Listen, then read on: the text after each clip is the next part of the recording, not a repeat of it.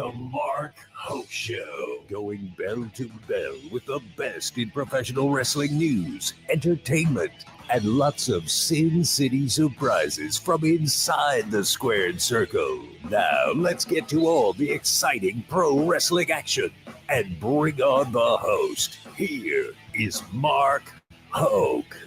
Oh, I can tell I'm going to be on a roll today. Welcome, everybody. Hi, Las Vegas. What's going on? It's the best in pro wrestling news and entertainment on the Mark Hoke Show here on KDAWN and 101.5 FM, the talk of Las Vegas. Very excited to have you joining us wherever you are on KDAWN or the Odyssey app. If you haven't downloaded the Odyssey app, well, golly gee whiz, it's Christmas time. Santa's not going to bring you any presents. You got to get that thing. AUDACY. Download it right now to catch all the great shows on KDAWN and from many around the world. It is a terrific app, so get that AUDACY. And we are also streaming on YouTube, X, and Facebook, which I tried to screw up right off the bat, but that's okay. You know, I was up a little late watching Survivor Series last night, and we're going to get to talk about that and a whole lot more. And we have a very special guest interview we did for hour number 2, Arda Ocal from ESPN. Yeah, the Sports Center guy. That's right. He's going to be joining us on the show, so we'll look forward to having him on. And, of course, I've got my two good pals right here. Let's get them in the game, of course, from Sports Guys Talking Wrestling down there in Austin, Texas. One of the few teams to not choke it off yesterday, those Longhorns. Stu Myrick is on the board. Stu, how are you? The Aggie tears are flowing because 13 years after Justin Tucker killed them, the Texas Longhorns go into Kyle Field and dominate those Texas A&M Aggies. Wow, bitter. For a berth in the SEC championship. How are you? Yeah, hopefully they don't screw that up. Hey, by the way. Yeah. To twist that knife a little more. Sure. The Aggies have been in the SEC since 2012. They have still not played for an SEC championship. Texas Longhorns, first year in the conference, and the title is in sight. Well, that's because you guys cheated. Let's bring in Coach Rosey from Ad Free Shows. Coach Rosey.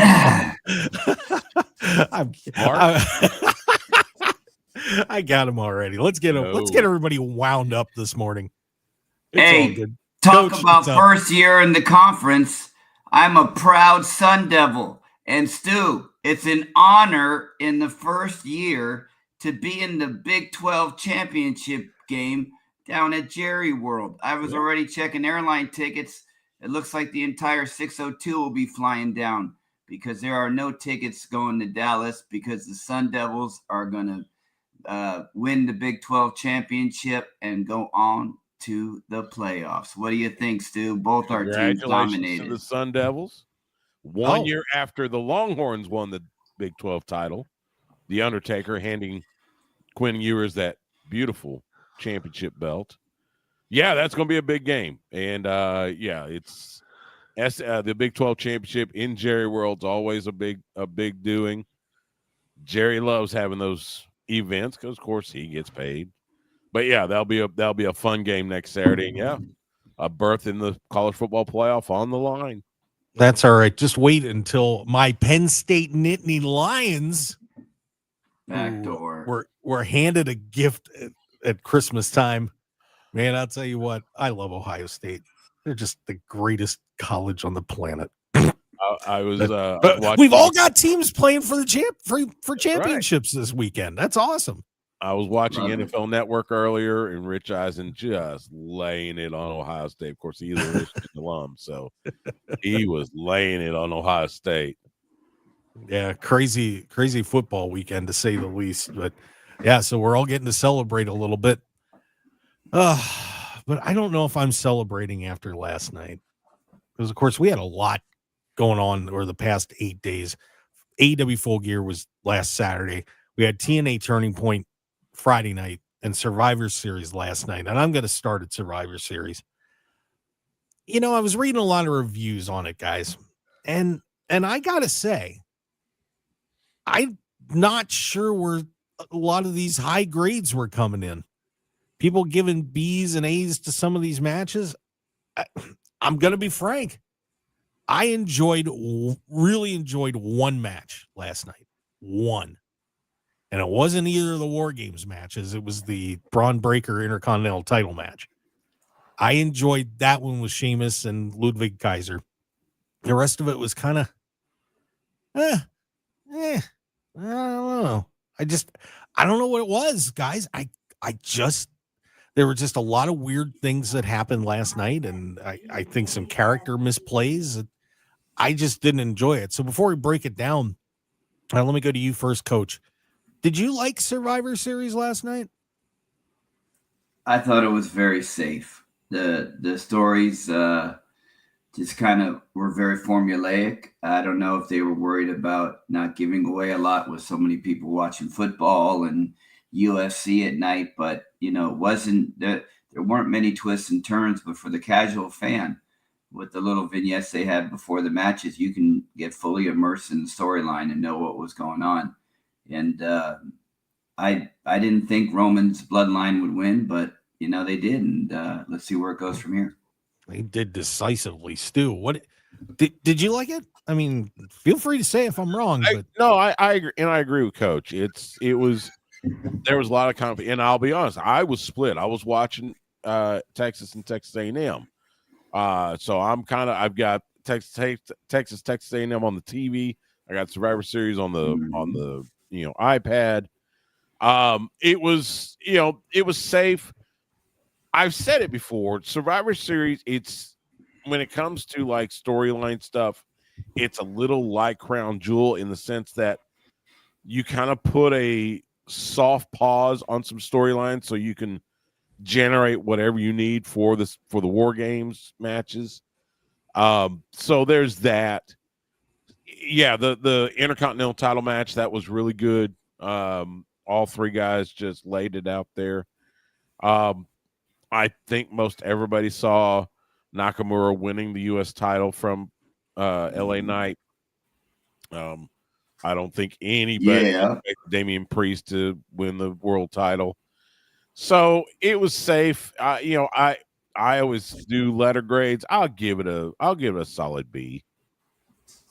Okay, that's fair. I just could not get into this last night, and I think you start with the women's match. And for those that don't know what a War Games match is, it's a 5-on-5 match. You have two rings. You have a giant steel cage that comes down and covers the two rings. You put one person in at a time. One from each team starts, and then every 3 minutes, one person from one team comes in. So it's 2-on-1, and they keep going like that until everybody's in. Once everybody's in, then you can get a pinfall or submission and win the match. So that's how the War Games matches work. So the first one led off last night was the women's War Game match. And it just seemed to me, I think I read Shaquille Majuri on CBSSports.com said it was disjointed. And I thought that was a really good word for it, because there were just a lot of choppy spots.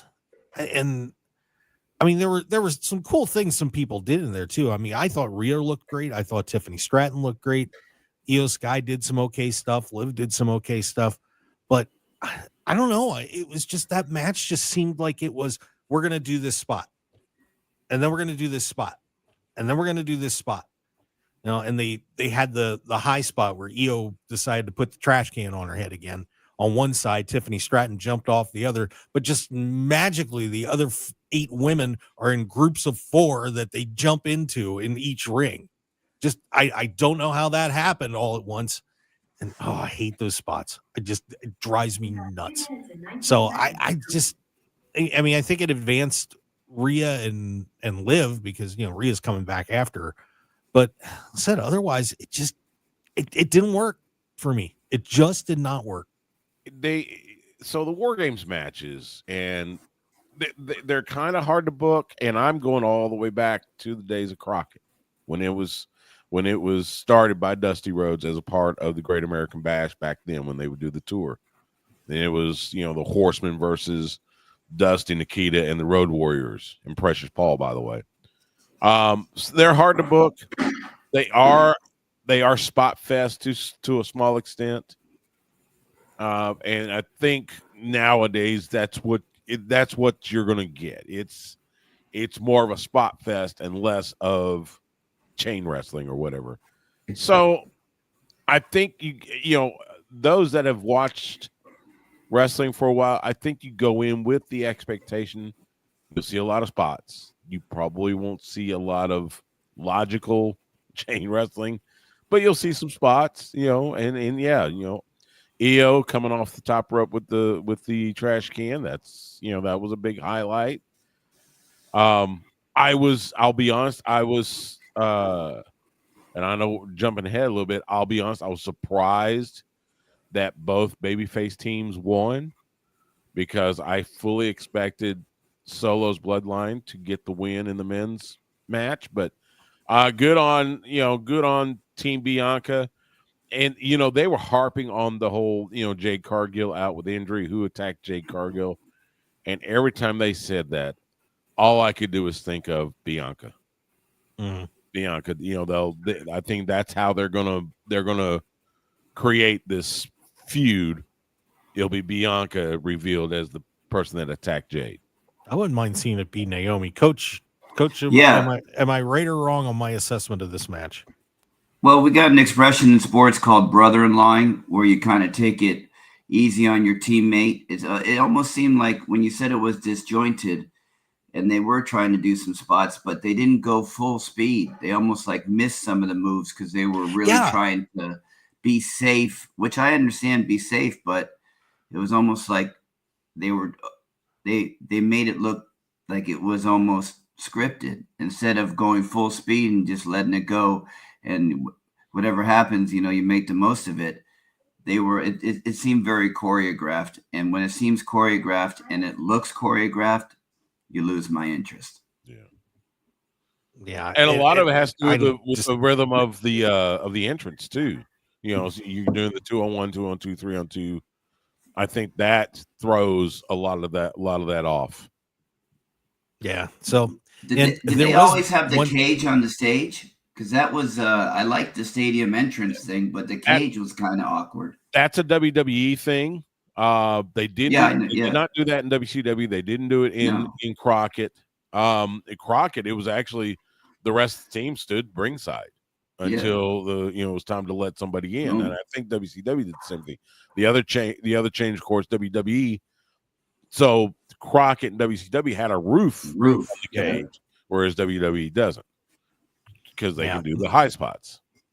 There was one other spot that I just want to mention before we move on this match, was when Tiffany pulled out her Money in the Bank briefcase, which everybody went crazy because Liv Morgan and Nia Jax were both on the ground. They were out cold. And she digs into a trash can and pulls out the Money in the Bank briefcase. Stu, you are a commentator. How would you like to explain to everybody that Tiffany is cashing in her Money in the Bank briefcase? There are 2 champions in the ring and 10 wrestlers, and all of a sudden it is a championship match, which is what I mean. I thought it was funny for a second, then I realized what a logistical nightmare that would have been. Thank God they didn't try it. It was, I think it was done just to get the pop out of the crowd. Yeah, because you're right. In the way the match is flowing, it makes absolutely no sense. Not to mention, she stood there for what seemed like half an hour trying to figure out who she was going to cash in on. And you can see the ref, he's looking at her, but at the same time, he's got to pay attention to everything else that's happening in the ring. So that was a spot they could have done without. Because I think it led more, like what Coach was saying, it led more into the whole, okay, this is it's looking too scripted. So it didn't make any sense. I probably would have called that out a little bit. I would have said, look, this makes, but and again, like I said, Tiffany stood there forever trying to figure it out. I guess she was waiting on whoever was going to prevent her from cashing in. Yeah, it would have been a fiasco. It would have been, I mean, I almost wonder though, it would have been kind of interesting to see how they would have handled something like that, but thank God they didn't do it. But one thing we got to do is we have to take a break with Stu Myrick and Coach Rosey, Josh Rosenbaum from Ad Free Shows. And of course, Stu doing his great show, Sports Guys Talking Wrestling, down there in Austin, Texas. I want to remind everybody that you're going to get ready to do a little bit of traveling yourself. It is the holidays. Hey, check out the Travel Shark. Go to the travelshark.com/Mark Hoke, Hoke Show, and you can get amazing discounts. It's powered by Priceline. You get the employee and the secret rates without having to mess around. You actually get to see them and get the great deals. So do me a favor, head over to the travelshark.com/Hoke Show and sign up today. And I promise you, you're going to save a ton of money in the holidays and any other travel you have. All right, let's get that break in. We come back more on Survivor Series. We got a new United States champion. Yeah. He just came back from a hiatus for 3 weeks, and he gets the gold off LA Knight. We'll talk about it when we come back. Stick around for more on the Mark Hoke Show here on KDAWN 101.5 FM, the talk of Las Vegas.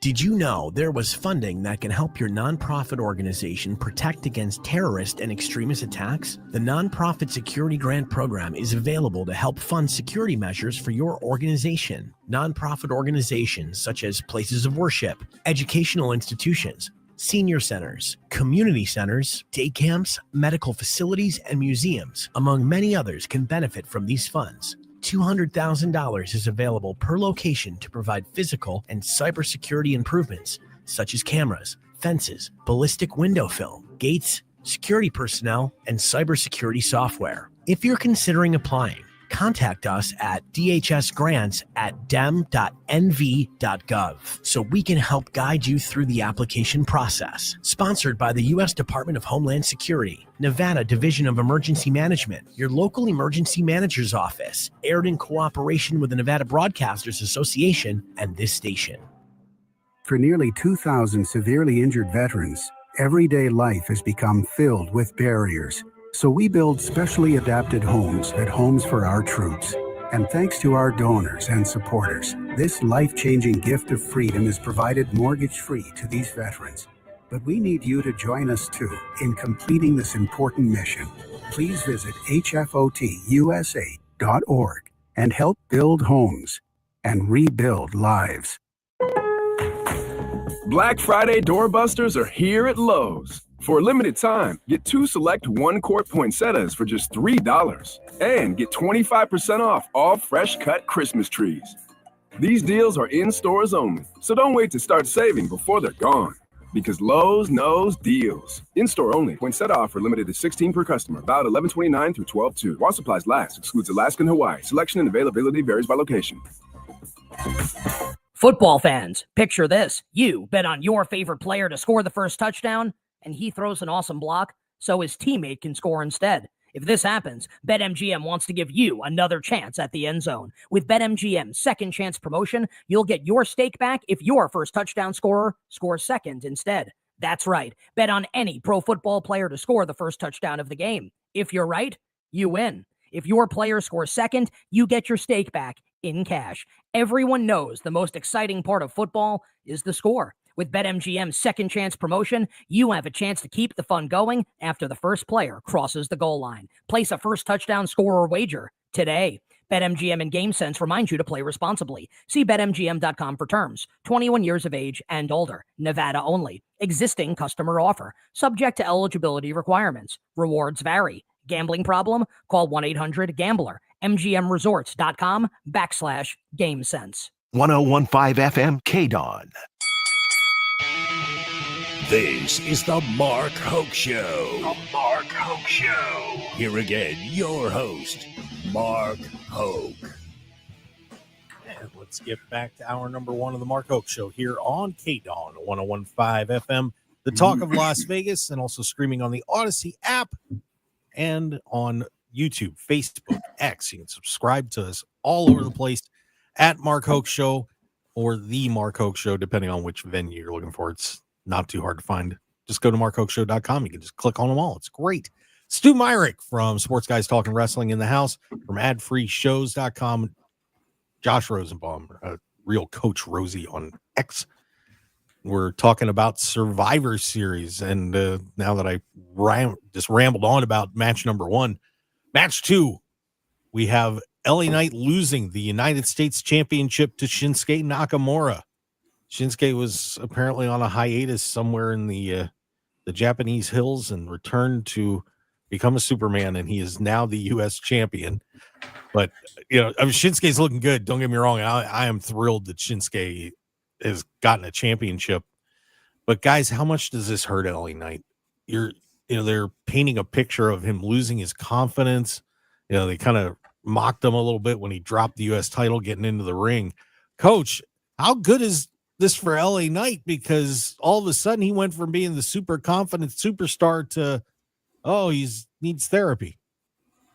Well, sometimes you need a new coat of paint, and that whole gimmick that he was doing, people only cheered for him for that intro. Once it got to the match and it was past his introduction, cheering and pops went down. So who knows? Maybe a Rocky story comes out of it, and he makes a run toward Gunther or Cody, or gets a chance at pulling in a tag team partner, and maybe go to the Alpha Academy and get some confidence from Chad Gable. I don't know. I'm just talking out loud, but there's plenty of opportunities for LA Knight to get his confidence back through one storyline or another. Stu, your thoughts on this match and the situation that they're putting LA Knight in? And I've been a fan of LA Knight, Eli Drake, whatever you want to call him. I've been a fan of his since his TNA days. But Coach is right. The matches just weren't generating a lot of buzz. He's a fun entrance and and all that good stuff. I am the one guy that has said there have been way too many heel turns in the last several years. I'm almost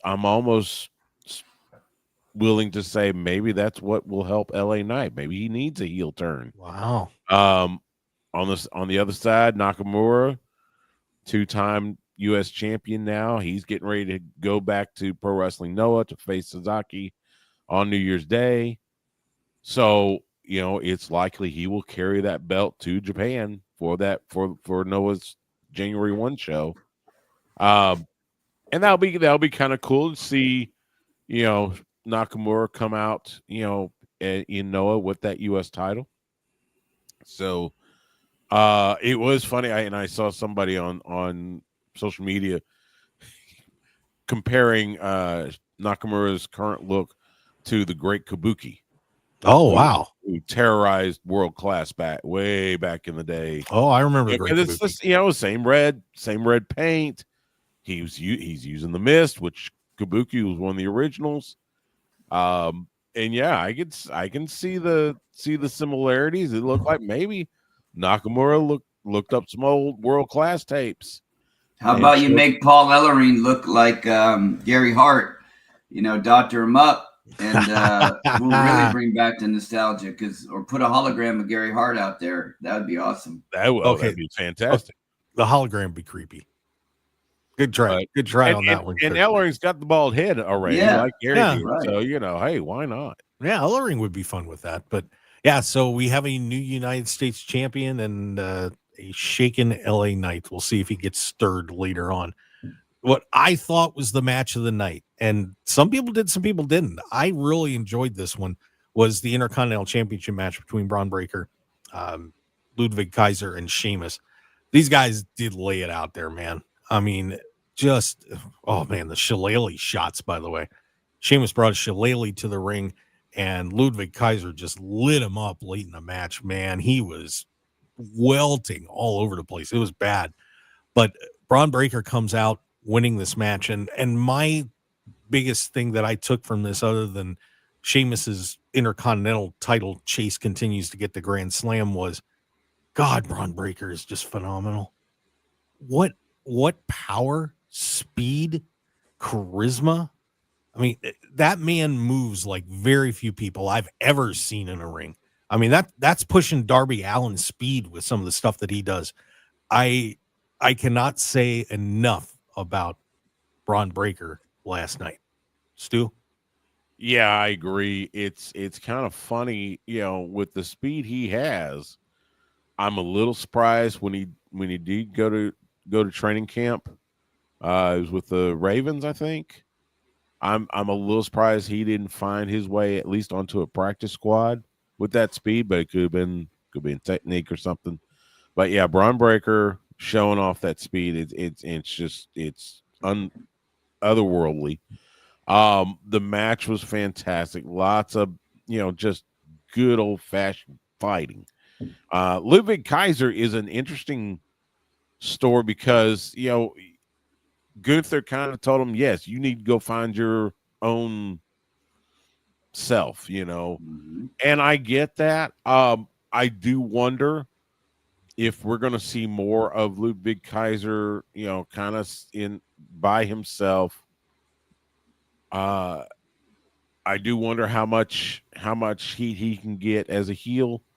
I really do think they need to find a way sometime to put that IC title on Sheamus, if for no other reason, just let him complete the Grand Slam. Yeah. But yeah, it was. I would definitely say that was match of the night. Coach, your thoughts on the son of the dog-faced gremlin and the nephew of Big Papa Pump? Well, in the wise words of JR, he's a blue chipper, and and definitely Sheamus is tougher than a $2 steak, because you can definitely see the difference between the women's War Games match and this match. These guys laid it on the line. There's a picture of Sheamus with all the welts on his chest on social media. Jesus, it was bad. Ludwig Kaiser proved to the guys in the back and to the internet wrestling community that he can take bumps and he can deliver some hard-hitting action. And Braun Breaker is just continuing his ascent to whatever title you put him with, any storyline, and he's going to bring instant credibility because he is a homegrown. Everyone talks about AEW's homegrown star. Well, this is WWE's homegrown star, Braun Breaker, and you'll see the way that he ascends a little bit differently than Darby has in them. He's going to get the rocket strapped to him, and he's going to have a run at some point like Cody, I'd say. I totally agree. But yeah, I thought that was the best match of the night, no doubt about it. Then we went on to the fourth match of the evening, which was Gunther and Damian Priest. And apparently Gunther needs a therapist too, because he's all rattled from losing to Cody Rhodes. And before I get into this match, this was the problem that I had with Cody and Gunther facing off at Crown Jewel. One of them loses. One of them gets diminished a little bit. And now all of a sudden, Gunther is getting booked like, I don't know, man. My confidence is a little shaken off. I don't know if I can do it anymore. And it's like, this was the appeal of Gunther to me was the invulnerability, the unflappability. And you take that away and you are totally changing this monster who should be on top of WWE. I don't want to see him need a break here or there because he never did.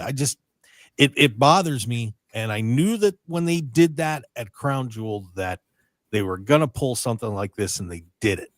And, Gunther gets out with the championship against Damian Priest, but we had the injury angle. We had interference from Finn Balor, and Gunther just grabbing onto the title after it was over. Like, I just got out of here.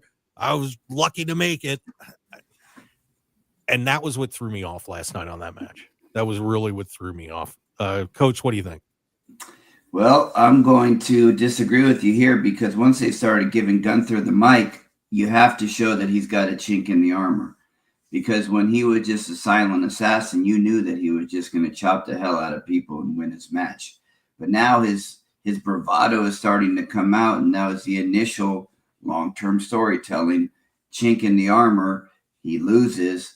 Now we get to see that he's human, and there's doubt in the matches. Is he going to win? Is he going to lose? I didn't have any doubt last night with Damian Priest, but if you put Braun Breaker up against him before, I would think, oh man, this might be a toss-up. But now I'm going Braun Breaker to win that, because I can see that invincibility cloud is gone. He's not Goldberg. Goldberg walked the walk and talked the talk. His presentation was a lot different. They've changed the presentation, which I kind of enjoy. All right, Stu. You know, I agree a little bit with you, Mark, but I think that got remedied with him beating Damian. As I said, that was probably the one match that had the least amount of anticipation, I would say. I don't think anybody expected Damian Priest to walk out of there with the world title. Now, having Finn Balor come out to help, to hurt Damian, does that take away a little bit? Yeah, maybe. But I think that was a blip just to try to generate some belief that, yeah, Damian's got a chance. And I think now that match is over, I think we will go back to seeing Gunther as the unbeatable, the monster that he is. So I'm not too worried about the image of Gunther. I'll be honest, I'm a little worried about Damian because it looks like they're going to put him back in this feud with Finn, which that's fine. I guess that's fine. It's only been since SummerSlam, so you're talking 3 months. Well, I guess 4 now. So that's not so bad, but let's not drag this out much longer. Agreed. But you got to wonder if Finn Balor is going to get a run here at Gunther. Now, I've been saying for a while, I think it would be great to see him win another world championship after what happened to him when he won the Universal title and got hurt and only held it for a day. So, I hear what you guys are saying. I want my big bad Gunther. I'm good. We had the main event, and of course the battle of the bloodlines with CM Punk joining Roman Reigns' team, and Paul Heyman getting them on the same page, and we have Bronson Reed on the other side with Solo Sikoa's bloodline. And I don't know, guys. Once again, this match just didn't do it for me. Some cool spots, but I feel like Roman's getting watered down here too. Oh, everybody's equal. No, they're not. Roman is a wrestling god. I'm sorry, you can't put Jey Uso on the same level as Roman Reigns. You can't do it. And they're trying, but it's not working. I mean, Jey just took a loss on SmackDown the night before to blow the advantage for those guys. And I don't know. There's just something. This just feels off for me with Roman Reigns too. And then you had Solo Sikoa, who the rest of his team's all beat down, but he's the tribal chief, and he gets 5-on-1 to lose the match. And I think that hurts Solo a little bit. I'm going to be interested to see where they take all this after this is over. But said just a few things in this match threw me off too, Stu. Yeah, I'm not too worried about it. I'll be honest. I was a little surprised that it was the OG bloodline going over. I think it was a matter of we want to send the crowd home happy. I'll be interested to see what favor CM Punk wants from Paul Heyman. That'll be a fun little nugget to follow. As far as like Roman looking weaker or Solo or whatever, I'm not worried about Solo. Because I think you get to SmackDown and Solo and the Solo's bloodline wreck shop, then the heat's back. I think it's the 5-on-1. I don't think that hurts Solo because again, it was 5-on-1. I mean, I don't care who you are. It's 5-on-1, and everybody hit their finisher on him. So that was to again send the crowd home happy. Roman, I think the simple fact he lost at WrestleMania, took all that time off, I think that kind of led to it's not Jey Uso trying to make it. I think it's simple fact he's not the champion, So yeah, there is a little bit of it's more of a leveling. Roman came down a notch. Meanwhile, Jimmy and Jay and Sammy rose a notch to bring them even. I think I get the story they're trying to tell. I think it's a matter of Roman Reigns needs to realize that the way he ran the bloodline with the manipulation and the gaslighting and all that's not going to work anymore. I mean, Jey Uso is main event Jey Uso for a reason. So I think that's what we're trying to tell is Roman is slowly coming to that realization that maybe he's got to let Jay and Jimmy and Sammy do their thing and trust in the process.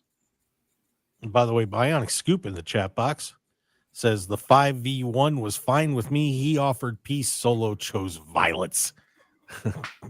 Fun assessment there by the great photographer Bionic Scoop. And I agree with Scoop. Coach, what do you think?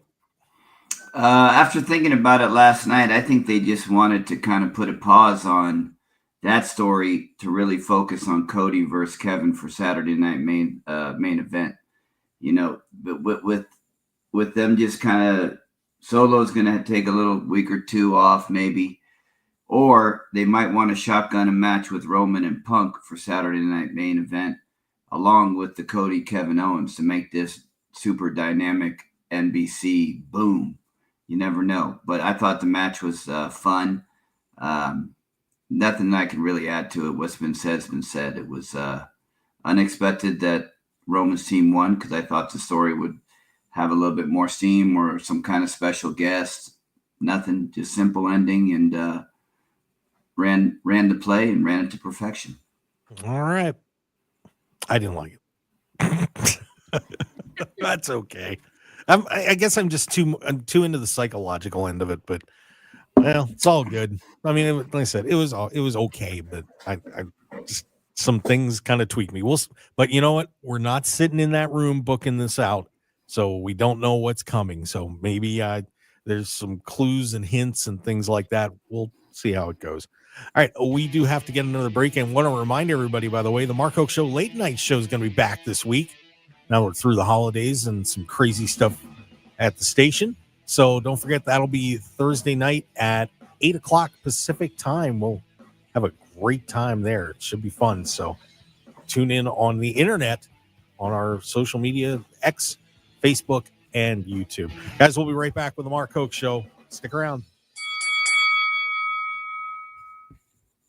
Hi, it's Sherry, owner of Life Source Water. Our clients love the fact that a Life Source whole house water system delivers clean and delicious water from every tap and faucet with no regular maintenance. And now is the best time to get your Life Source. For a limited time, we will pay your sales tax. Save up to $1,000 on your new system. Call 800-WATER-99 to secure your no tax deal, or visit lifesourcewater.com. That's 800-WATER-99. Life Source. Taste and feel the difference. Warranty limitations apply. All right, when it comes to getting life insurance for your family, a lot of excuses can get in the way. But ask yourself this: if something were to happen to me, who would pay the mortgage, the kids' education, and the other bills? Then forget the excuses and check out Ethos Life, the online, easy way to get life insurance in 10 minutes. Ethos has rates that you can afford, like a $500,000 policy for a 40-year-old male starting at $1 a day or $30 a month, with a few health questions and no medical exam. Get your free quote right now at checkethos.com. That's checkethos.com. Not available in all states. Rates do vary. All right, gentlemen, this is Emmett Smith on behalf of The Pen, and I've got the perfect play. Run straight to your doctor's office for a life-changing catch, because when prostate cancer is caught early, it's up to 99% treatable, and one blood test might be all it takes. And now through November, The Pen is donating to the Prostate Cancer Foundation for select purchases. Talk about a great play. From September 1st to November 30th, Depend is donating 40 cents to the Prostate Cancer Foundation for Depend Shield Guards Real Fit products purchased in the U.S. up to a maximum of $300,000 void in Mississippi. I'm Greg. I'm 68 years old. Grew up in Cleveland, Ohio. Majored in business administration. I do motivational speaking in addition to substitute teaching. Part of the reason for my motivational speaking is I kind of feel like I have a calling or giving back to the younger generation. You know, the golden rule is do unto others, you'd have them do unto you. My wife, Wanda, is a senior flight attendant. She's been flying for over 30 years. We do laugh quite a bit. I think most adults will start realizing that they don't recall things as quickly as they used to, or they don't remember things as vividly as they once did. I've been taking Prevagen for about 3 years now. People say to me periodically, man, you got a memory like an elephant. It's really, really helped me tremendously. Prevagen, healthier brain, better life. Greg Fraley is a paid testimonialist and real Prevagen user, based on a clinical study of subgroups of individuals who were cognitively normal or mildly impaired. This product is not intended to diagnose, treat, cure, or prevent any disease. For the past 3 seasons of Gone South, we've covered one story per season. Now, Gone South is back for a 4th season. But this time, we're doing things a little differently. In Gone South Season 4, we'll be bringing you new stories every week with no end in sight. Listen to and follow Gone South, an Odyssey original podcast, on the free Odyssey app and wherever you get your podcasts. 1015 FM KDAWN. You're listening to the #1 professional wrestling radio show in Vegas, The Mark Hoke Show. The Mark Hoke Show. Now, here again is Mark Hoke. Oh, man, this is going to be a great show. I'll tell you what, we are having a blast here on the Mark Hoke Show, the best in pro wrestling news and entertainment on 1015 FM, the talk of Las Vegas, KDAWN, and, of course, we're streaming on the Odyssey app, and we're also streaming on YouTube, Facebook, and X, so make sure you catch us all over the place there. And if you happen to be sitting around and want to make some comments in the chat box, feel free to do so. We would certainly welcome that. So hop on in, have a great time. By the way, 200th episode of the show coming up in 2 weeks, guys. We gotta figure out a little party or something here. Do something cool. Something way better than the 150, I'll tell you that. But that's going to be great. By the way, coming up hour number 2, Arda Ocal from ESPN will be joining us. You've seen him on Sports Center, and of course, as part of that 30 under 30 article that they put out, where they picked the 30 top wrestlers under 30 years old, which was a very interesting topic of discussion on the internet.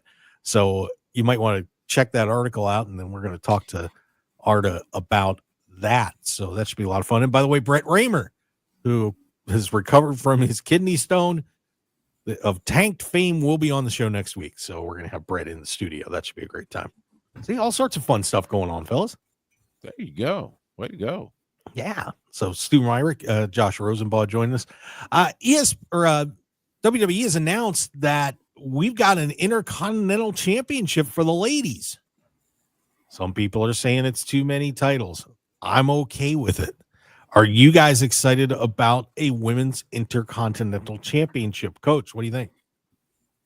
Why not? You know, I'm always good for a good story if they book it right. You know, if they just want to flip-flop it and really not keep it with the theme of what the Intercontinental Championship means, at least for the men's title, I think it would be a waste. But, you know, find a workhorse. I don't know what you'd call it for a woman, but, you know, that kind of female to be the Intercontinental champ. Do you like an IC champ for the ladies? I like the concept. You know, so now you have secondary titles for the women on all 3 brands, with North American title, NXT, the US title, and now the IC title. I like the concept. I do wonder, your women's rosters on both Raw and SmackDown are not that deep. And now you're adding another title. I wonder how that's going to come out, because it's not like you focus on a bunch of women. You focus usually on the same 5 or 6 every show. So that concerns me, honestly. Yeah, it's going to be interesting. I am full on Natty's team. I want to tell you to win this championship. Hearing a lot of, and actually I pulled the roster up. There's quite a few ladies they have to select from there. Some possible candidates: Io Sky, Kairi Sane, Nikki Cross is out there. Of course, Rhea's still there. Scarlett. A lot of people want them to call Shayna Baszler's number on this. You got Sonya Deville, Zoe Stark, Selena Vega. There's a pretty talented group of ladies that you could possibly go with. They may have, but they don't focus on them. You'll see Pure Fusion Collective every now and again. Usually if you see Kyrie or Io, it's they're together as Damage Control, except for last night. Have they announced who's in the tournament yet? You don't see a Natalya. I mean, we see Natalya when they're in Canada. That's about it. So that's what I'm saying. They don't focus on the depth of that roster. They focus on the same 5 or 6 women. Maybe that's part of the point of doing these secondary titles, to get more focus on some different people. Maybe. They haven't done it in the past. So now, and I agree. I understand it's a different era, different people in charge. I'll take a wait and see approach on this. Coach? I'm just going to spit in the wind and say this is the bridge to bring Charlotte back. That would be interesting. But boy, do you think people would really want Charlotte to win that title though? No. And I like Charlotte, but no. Okay. I love Charlotte too, but I mean, she's got 14 world titles. She's close to matching her father. I think the crowd would turn on her in a heartbeat if she wins, either the IC or the United States titles. Yeah, you might be right about that. Coach, you disagree. I'm just going to bookmark this time and we'll see who's right. There you go. I would love to see Natty get it. I think that would be a very fitting person to wear that IC belt for the first time, but that's just me. But I do like Shayna Baszler in that slot too. I think she'd be pretty good. She really got screwed over in that first run and just got left in a bad place. So they need to split her out of that collective. Make her the badass she was in NXT and let her just tear house. Yeah. I still remember the Elimination Chamber match where she beat 5 other women and did it decisively. I mean, that was one of the coolest victories I've ever seen. And then for some reason, Vince soured on her. I don't know if it was that Kevin Dunn philosophy or what the deal was, but yeah, it was sad to see because she is a very talented person. So we'll find out as we go on with hopefully they'll announce who's going to be in the tournament this week. So should be a lot of fun. But yeah, so that was Survivor Series. And man, I'll tell you what, a lot of questions going to be left. But Saturday night's main event coming up in a couple weeks. And then guys, it's almost time for the Royal Rumble. Can you believe that? Man, we are so close. That's going to be a lot of fun. Before we head to break, I do want to make a quick announcement especially for everybody in Las Vegas. We got some bad news that a former FSW champion, Shogun, was in a really bad car accident. And we want to wish him all the best. He's apparently in pretty bad shape over in Maryland or at the UMC. So, I mean, and he's a friend of mine. I really like the guy, and we want to wish him all the best. So, real name Stan Victor. If you can, I don't know if there's been any. I don't think there's been any GoFundMe's or anything like that put up yet. But we want to wish Shogun all the best. He's a terrific person, and he's a fighter. He's a very strong man. So we hope he pulls through okay. But we want to wish homie Show all the best. So. Yeah, it was tough. Seeing pictures, of course, he's good friends with Chris Bay too. So, yeah, a little bit of a rough time to see some of that stuff. But good luck, Shogun, man. We're all counting on you, brother. You're gonna make it. So, kick out, champ. You can do it. He can. That is for sure. All right, we're gonna take a break for hour number 2 as we get ready for Arda Ocal. Coach, thanks for being on. Where can everybody follow you there real quick? Real Coach Rosey on X is pretty much where I do all my wrestling talk.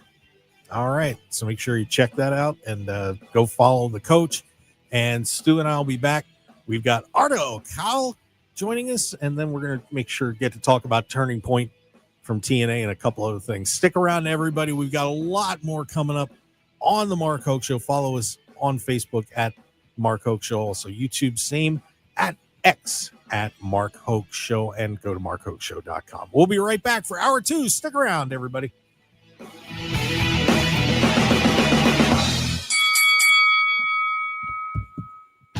Want more of The Mark Hoke Show? Follow us on Twitter at Mark Hoke Show, like us on Facebook at The Mark Hoke Show, and visit markhokeshow.com to keep up with everything happening with the show. And remember to check out all of our archive shows on YouTube at The Mark Hoke Show, and download our podcasts at markhokeshow.podbean.com and all your favorite podcast outlets. So join the Mark Hoke Show family today, and thanks for listening. Dreaming of a relaxing retirement but need the roadmap to get there? The Asset Preservation Hour with Stuart Willis can help you build the path. Saturdays at 9 and Sundays at 10 a.m. Here on 101.5.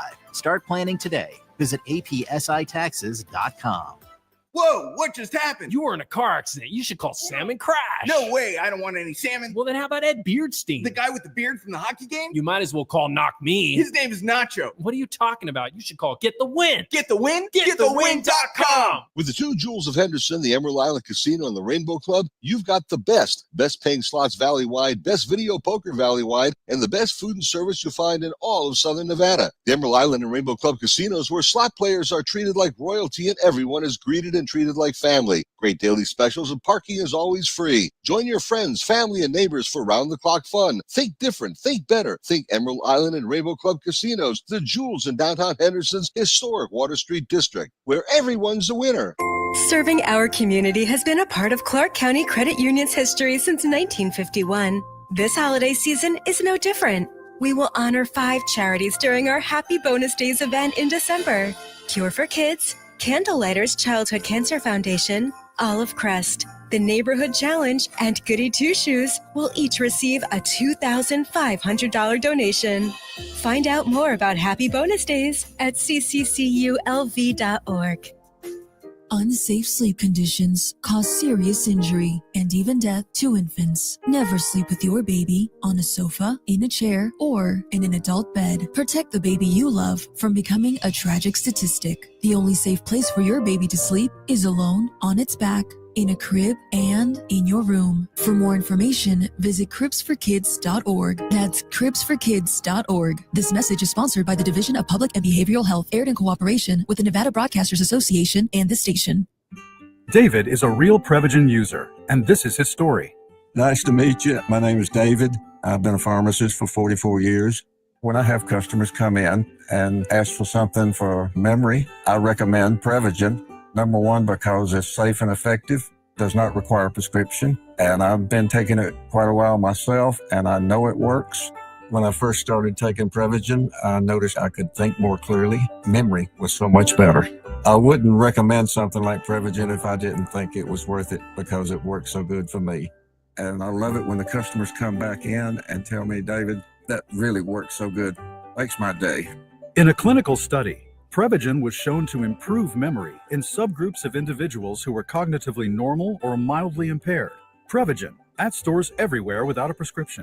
This product is not intended to diagnose, treat, cure, or prevent any disease. Testimonialist was compensated for their time. KMXP HD3 Henderson, K268CS Las Vegas. Always live on the free Odyssey app. 1015 FM KDAWN. A new FBI director. I'm Jack Callahan, Fox News. President-elect Trump announcing former federal prosecutor Kash Patel is his choice for FBI director, a sign that major changes are coming to the Bureau. Patel in the past has been very critical of the FBI's lack of transparency. Andrew McCabe, the former deputy director of the FBI, fired in 2018 for lacking candor under oath, calls Patel profoundly unqualified. But Tennessee Republican Senator Marsha Blackburn tells Fox News Patel is an excellent choice. He's been recognized by DOJ for success in these prosecutions. He has been the deputy DNI. He's been the chief of staff at the Department of Defense. He has a well-rounded background. I look forward to supporting him and pushing this nomination across the finish line. The current FBI Director Christopher Wray can either resign, consistent with the president-elect's apparent wishes, or wait to be fired once Mr. Trump takes office in January. Upwards of 40 inches of snow in parts of western New York State. Fox meteorologist Adam Klotz reports even more snow could be on its way. Cold weather really gripping the eastern half of the country. Probably about 70% of the country is going to get down to freezing here over the next couple of days. But currently, some of the coldest spots in the country are around the Midwest, the Great Lakes. -9 is a feels-like temperature currently in Minneapolis. All of this air, this cold air is running across the Great Lakes. The Great Lakes relatively warm. It picks up all of that moisture. Winter weather advisories from Michigan, Ohio, over into portions of Pennsylvania and New York. All folks seeing that kind of downwind snow. Even if you're not near the Great Lakes, that's where the snow is, you're still going to be feeling those cold temperatures. And cold temperatures are expected to last at least the next few days. Together, the snow and the cold expected to put a damper on travel as thousands of Americans return home today from the long holiday break. America is listening to Fox News. The world of business moves fast. Stay on top of it with the Fox Business Rundown every Monday and Friday. Fox Business reporters, anchors, and hosts will bring you beneath the stock market speculation and boardroom drama to tell you about the biggest business stories of today. Whether you're on Main Street or Wall Street, Fox Business is invested in you. Listen to the Fox Business Rundown every Monday and Friday at foxbusinesspodcasts.com or wherever you download your favorite podcasts. It is time to take the quiz. 5 days a week, it's 5 questions in less than 5 minutes. We ask people on the streets of New York City to play along. Let's see how you do. Including the pre-Super Bowl era. What NFL franchise has won the most NFL championships? I'm going to say the Cowboys. Good guess. I would say the Packers. How'd you do? Exactly. These get tougher, so hang on. Make sure you take the quiz every weekday at thequiz.fox. Thank you for taking the quiz. For the best in sports talk on both the local and national scenes, join Ken Thompson for SportsX Radio Monday through Friday, 6 to 8 p.m. right here on 101.5 FM KDAWN and streaming live on the Odyssey app. AUDACY. Download our free app now. Ladies and gentlemen, welcome to the #1 professional wrestling radio show in Las Vegas. This is the Mark Hoke Show. The Mark Hoke Show. Going bell to bell with the best in professional wrestling news, entertainment, and lots of Sin City surprises from inside the squared circle. Now, let's get to all the exciting pro wrestling action and bring on the host. Here is Mark Hoke.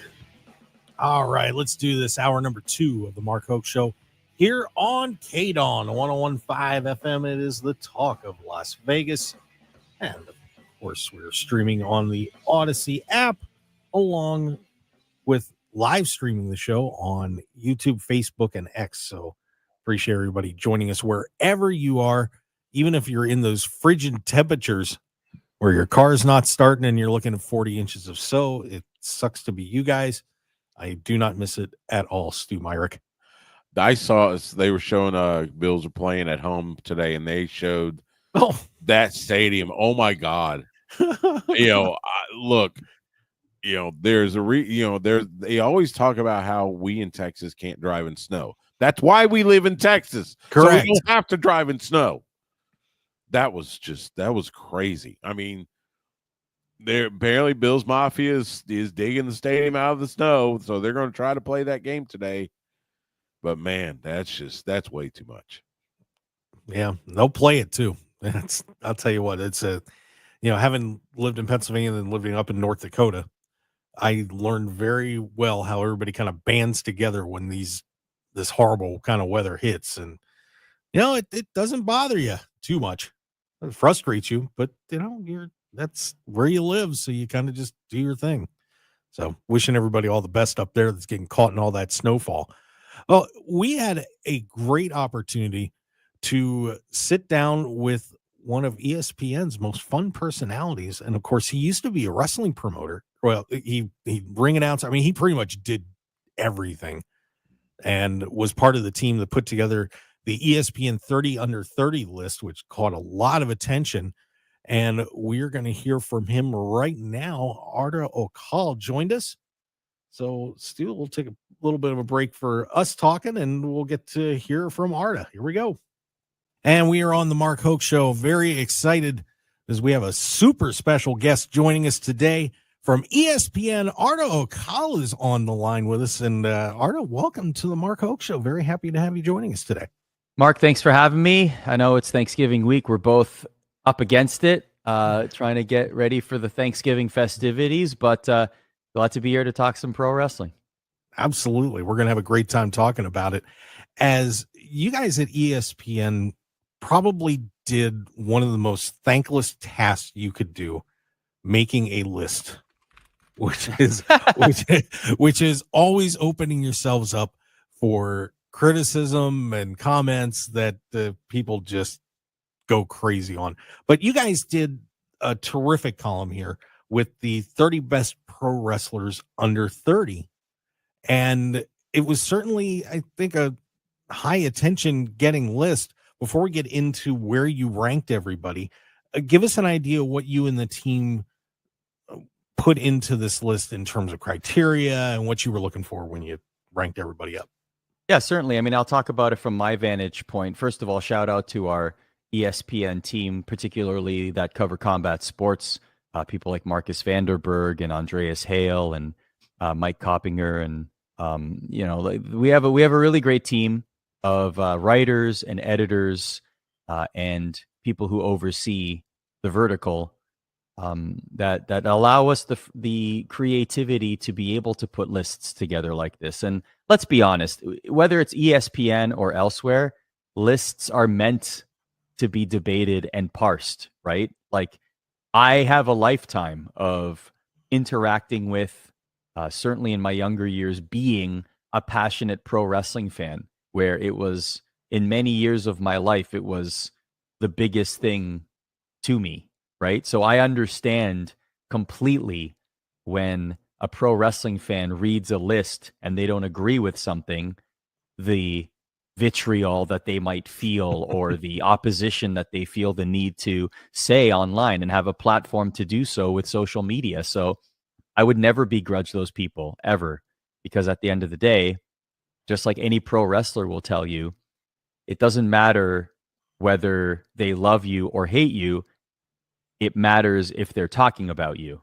The worst thing that can happen to a pro wrestler is if people are indifferent and they're not paying attention, because it's the attention currency, right? It's the attention game. So putting together this list, certainly the biggest factor is they have to be under 30 years of age. So that's the biggest one, right?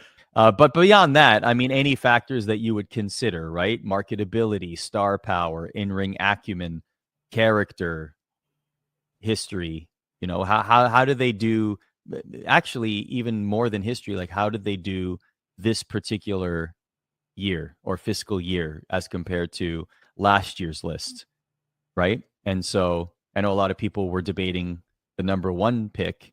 Last year it was MJF.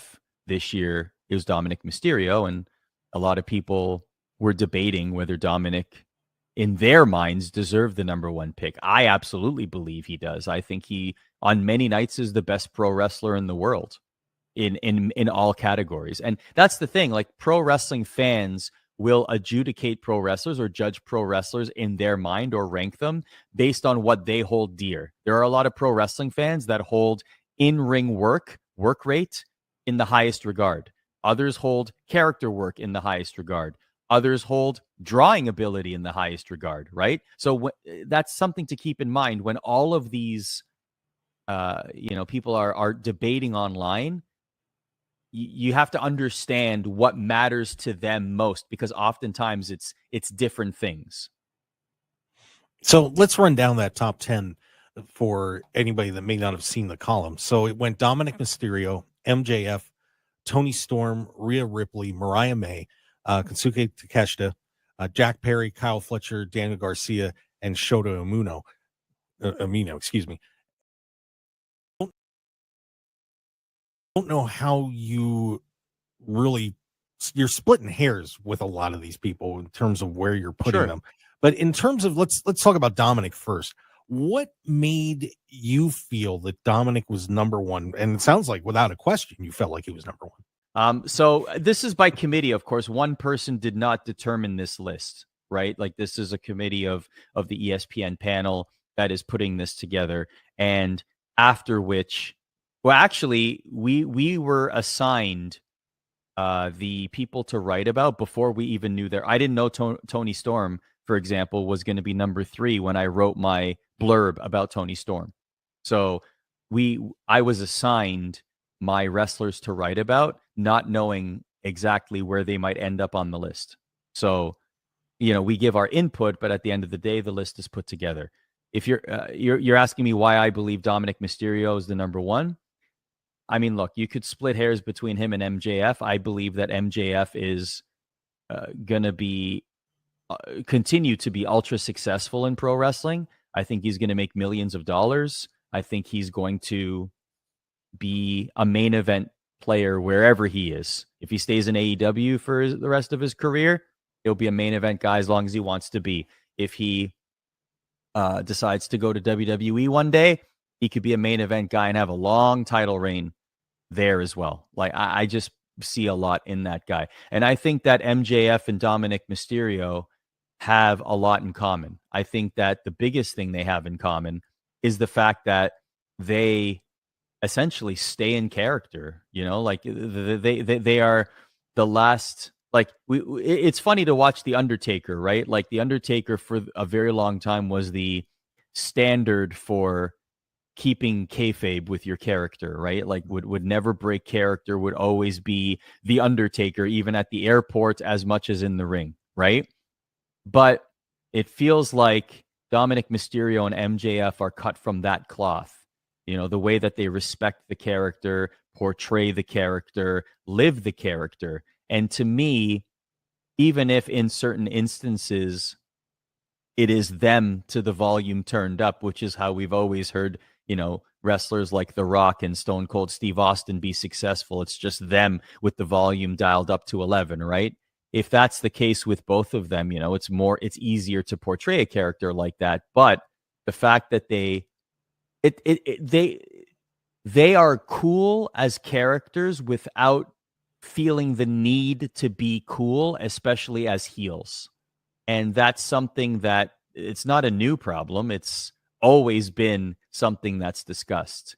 The idea that the heel feels, when portraying a heel, you feel a need to be cool as opposed to drawing heat.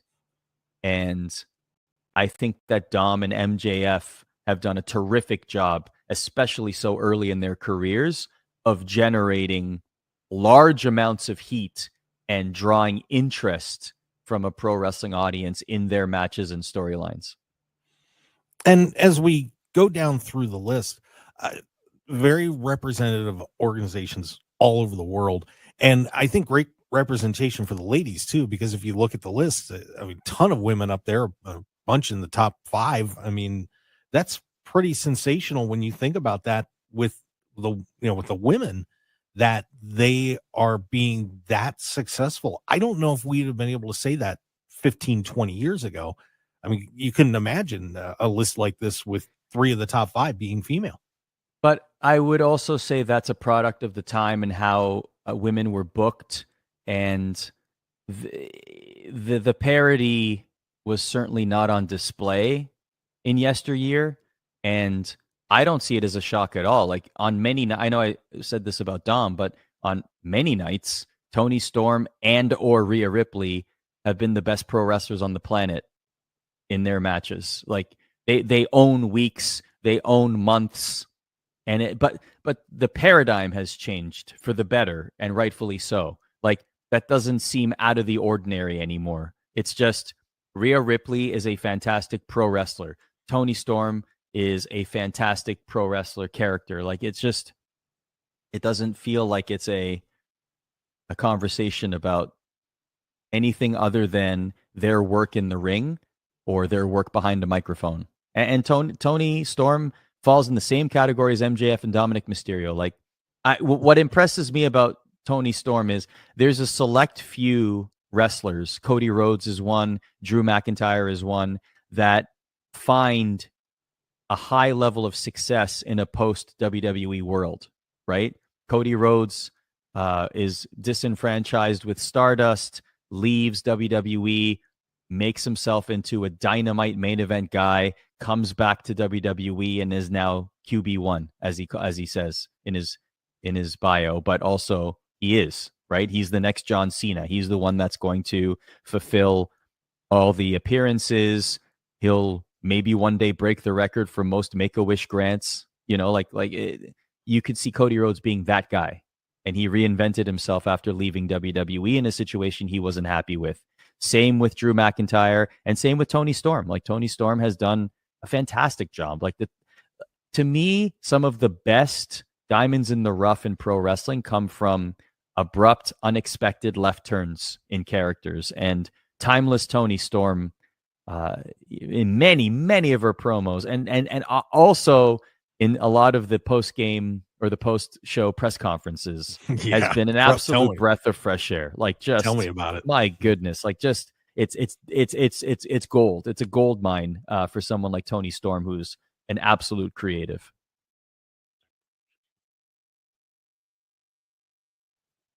What are the most controversial decisions that you guys had on this list?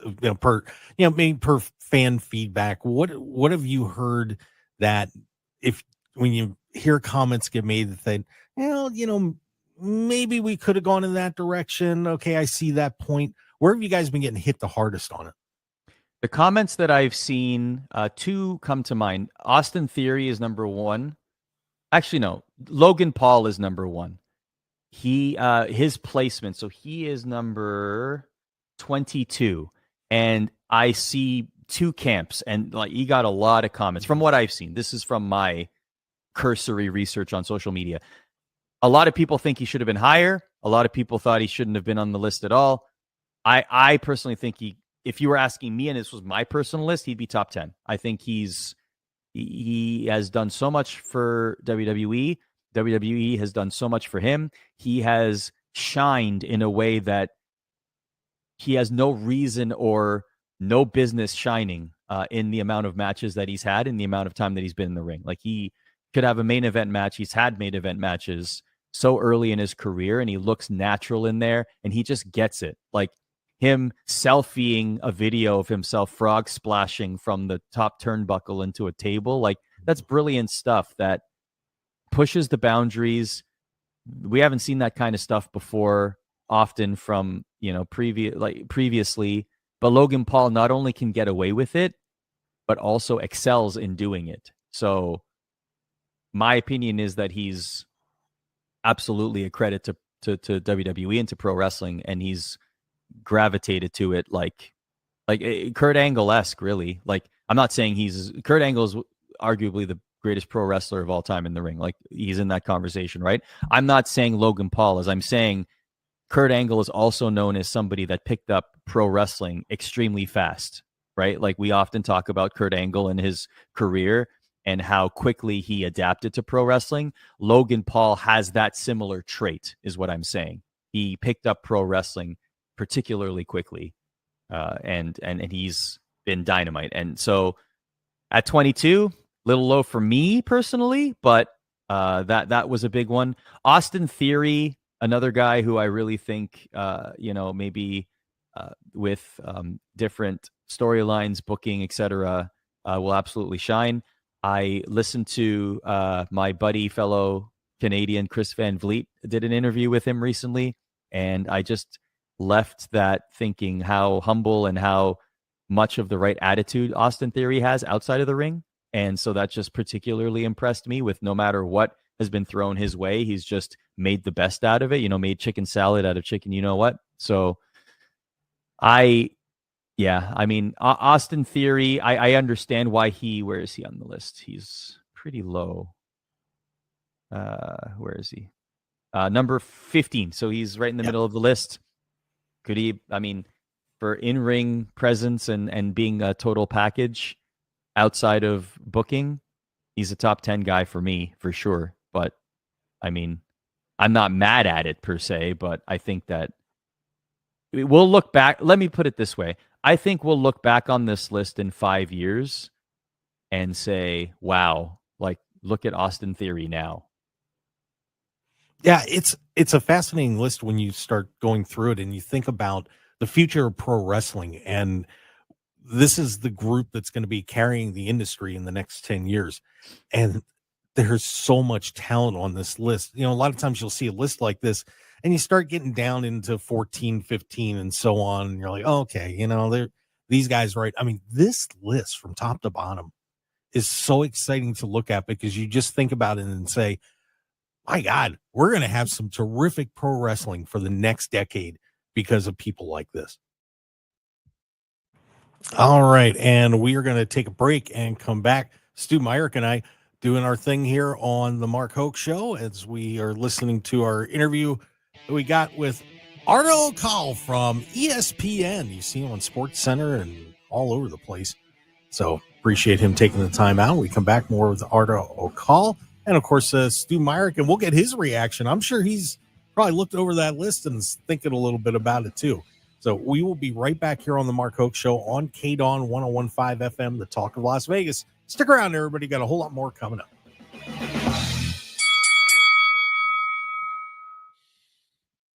Personal injury law has been the same for a long time. Big egos, greed, and sleazy schemes. Big and loud doesn't always mean right, and the conventional mold doesn't define success. Goodbye, false quick buck promises. We've had enough. Welcome to Sam and Ash, the new standard for personal injury law, where things are done the right way, with integrity, experience, and authenticity. We're champions for the underdog. Life happens, and when you need help, you deserve a team without hidden agendas. A team that delivers real support and results. When you have both, your whole world can change. So if you've been hurt in a crash, call Sam and Ash, 702-303-0333. Sam and Ash, because you deserve what's right. Retired or retiring soon? How much money do you need to live comfortably? Retirement Planners of America is here for you. Would you like to have financial peace of mind? Here's how. Step 1. Find out the amount of money you'll need to retire. Step 2. Have a plan to get there. Step 3. Make sure that plan can take advantage of market gains but protect you from market losses. Discover how to do all three with a free consultation at 800-508-6108. That's 800-508-6108. All investments involve risk, including losses. Past performance does not guarantee future results. Black Friday doorbusters mean big savings at Lowe's. It's your chance to score a Blackstone 22-inch 2-burner gas griddle for just $149. That's a savings of $80. And save $800 on a Whirlpool side-by-side stainless steel refrigerator. Was $16.99, now just $8.99. Set your alarm. These deals won't last long, so don't wait to start saving before they're gone. Because Lowe's knows deals. Valid 11/29 through 12/2. While supplies last. Selection varies by location. Football fans, picture this. You bet on your favorite player to score the first touchdown, and he throws an awesome block so his teammate can score instead. If this happens, BetMGM wants to give you another chance at the end zone. With BetMGM's second chance promotion, you'll get your stake back if your first touchdown scorer scores second instead. That's right. Bet on any pro football player to score the first touchdown of the game. If you're right, you win. If your player scores second, you get your stake back in cash. Everyone knows the most exciting part of football is the score. With BetMGM's second chance promotion, you have a chance to keep the fun going after the first player crosses the goal line. Place a first touchdown scorer wager today.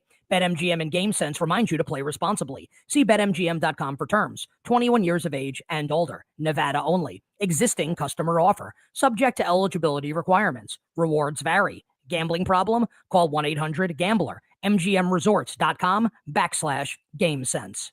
101.5 FM KDAWN. This is the Mark Hoke Show. The Mark Hoke Show. Here again, your host, Mark Hoke. And we are back on the Mark Hoke Show here on KDAWN 101.5 FM. Talk Las Vegas, best in pro wrestling news and entertainment. Got Stu Myrick along for the ride with me on this. And we're going to hear more now from ESPN's Arda Ocal. So I hope you enjoy it. I think we have an abundance of riches. I thought we had a really good talent core when I was doing independence in Ontario, Canada in 2005 and until 2012. We had a great flow of talent, whether it was local talent or even talent that we were able to use at TNA at the time.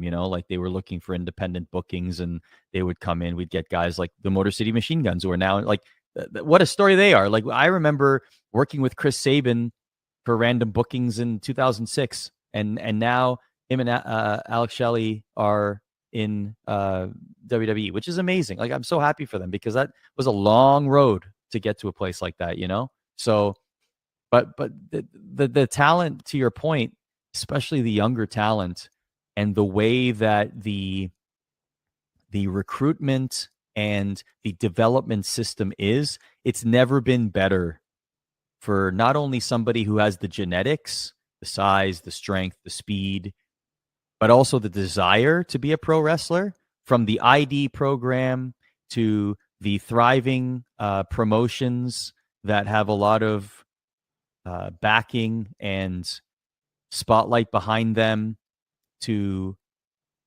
the development, if you're looking at WWE, at the Performance Center, AEW, Impact, the GCW, Japan, Mexico. There's these territories certainly existed, but it's never been more clear how to make a livable wage as a pro wrestler and develop as a pro wrestler than perhaps ever, based on my observation of how independent wrestlers are getting noticed, or athletes from other realms are getting noticed and trying pro wrestling. So that it's not a new story, but I feel like the formula is as advanced as it's ever been.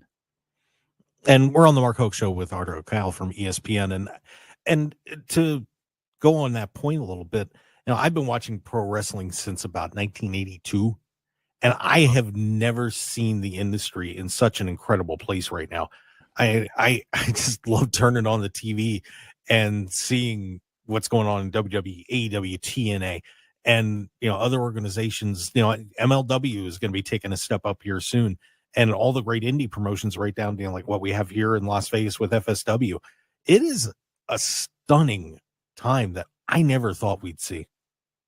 Absolutely. And as somebody who worked in the independents for a very long time, support your local indies.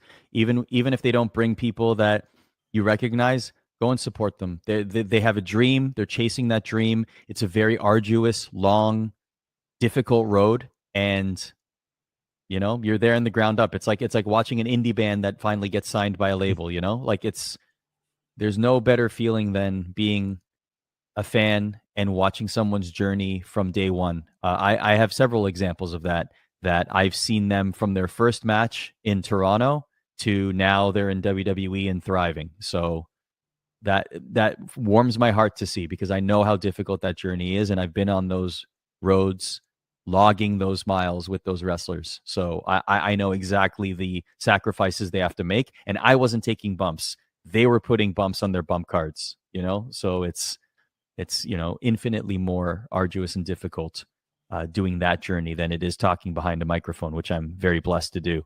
But to your point, the idea, the other thing that I see often on social media is this tribalism of WWE versus AEW, or people that only like Japan, or people that only like Mexico, or people that only like a certain promotion. Pro wrestling is pro wrestling. I'm not saying we all have to get along, but to me, I guess the way that I look at it is, I remember the days where there was really only one promotion where you could make a good living, and that was WWE. And in the second biggest promotion at the time, those wrestlers were still hungrily looking for independent bookings because they needed to supplement their income. And There are still those kinds of cases today, but AEW has certainly provided an alternative where wrestlers can make a good living plying their craft. And we can never begrudge that. The more places there are, the more spots available for wrestlers to work and to be creative and to put on a great show for fans. To me, that's a win. So I will never be like, oh, like this stinks, that whatever. It's more, I appreciate that because I remember a whole different landscape back in the day when I was in the thick of it.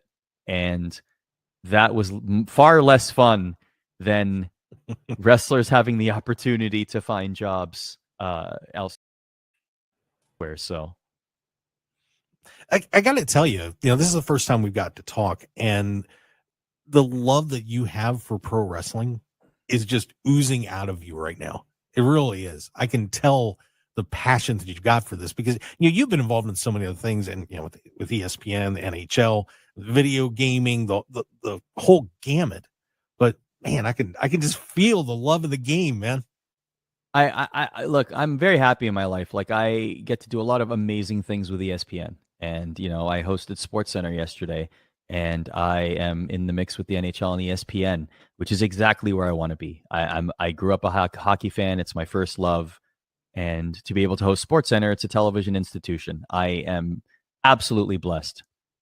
I grew up loving two things the most in life: hockey and pro wrestling. I love pro wrestling. When I joined WWE, it was a dream come true. I had several dreams, and that was one of them, and it came true. And honestly, when I left WWE, it kind of closed the chapter for me. And I felt at peace, and I said, I think I need to take a break from pro wrestling for a while.